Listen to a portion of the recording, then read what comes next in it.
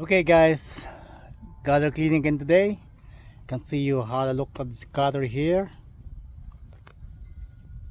You can see here it's full of clay now. The dirt now in this gutter has become clay.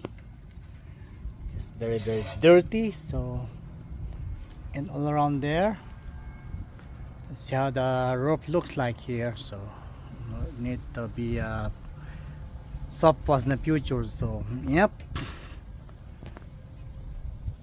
The house here, it doesn't surround the gutters, just the front and of course the back, or the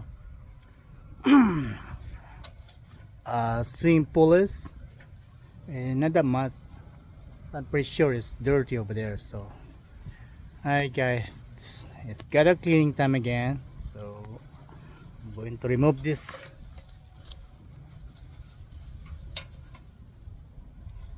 clay dirt inside these gutters, and then after that I'm going to rinse it, so make sure the gutter looks clean and make sure it's not clogged. So okay,